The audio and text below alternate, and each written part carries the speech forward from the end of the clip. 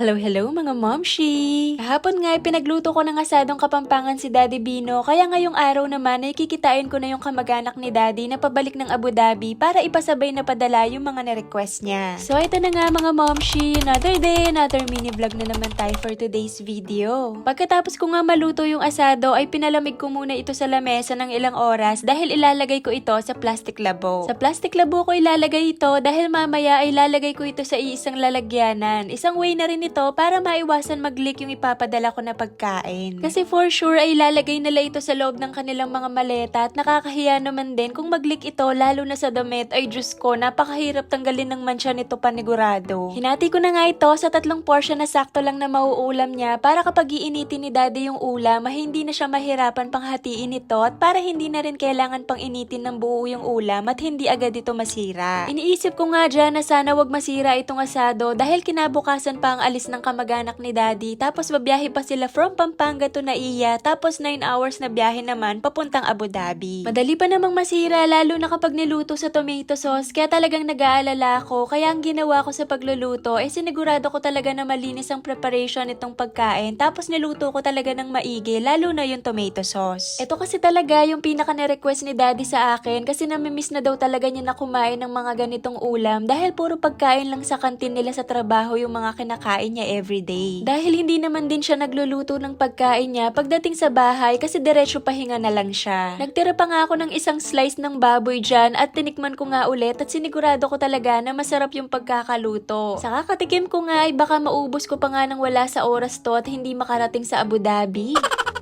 Mamaya pang gabi ang pagkikita namin ng kamag-anak ni Daddy kaya naman nilalagay ko muna ito sa freezer. Bali mga 10 o'clock pa lang kasi ng umaga yan kaya kailangan talaga ilagay ito sa freezer. Maaga ko kasing niluto yung ulam kasi baka mamaya ay wala na akong oras dahil pupunta pa ako ng shop namin para mag-check ng aming inventory at susunduin ko yung mga bata sa school. After ko nga sa shop ay nasundo ko na rin yung mga bata tapos dumiretso muna kami sa SNR at Nathaniel's dahil bumili pa ako ng karagdagang ipapadala kay Daddy Bino. Pagdating nga namin sa bahay ay medyo maaga pa nga kaya ang ginawa ko ay naglinis-linis muna ako dito sa loob ng bahay habang hinihintay ko ang message ng kamag-anak ni Daddy Bino. Magmimit lang kasi kami sa kanto malapit dito at hindi na nga sila dederecho dito sa bahay dahil may mga nilakad sila at ipipick up na nga lang nila ng mabilisan yung mga padala. At nung kinagabihan na nga ay papunta na nga daw sila kaya naman dali-dali ko nang kinuha yung mga pagkain sa ref at ang una ko ngang nilagay ay yung siopaw na binili namin kanina sa Nathaniel's. Nag-request din kasi siya ng siopaw tapos dinagdagan ko na rin ng siomay. Tapos binilhan ko na nga rin yung kamag-anak ni Daddy at sa kanila yung isang paper bag na ibibigay ko. Nilagay ko na nga rin pala sa isang malaking container yung asadong baboy at ibinalot ko pa nga ito sa plastic ulit para masigurado talaga na hindi ito maglilik. Tapos yung puting paper bag binilhan ko nga ng maliit na pabango si Daddy at sana ay magustuhan niya ito. Pagdating nga namin sa kanto ay nandun na sila at naghihintay kaya naman ibinaba ko na agad yung mga padala at binilin ko na nga lang din sa kanila kung ano-ano ba yung mga laman ng mga paper bag. Medyo napadami nga yung naipasuyo namin na padala kaya sobrang thank you talaga Ryan at Syra at kahit mabigat yung napadala nakarating pa rin ito kay Daddy Bino. At yun lang naman yung chika ko for today's video mga momshi. God bless! Oh, siya nawa. Babush!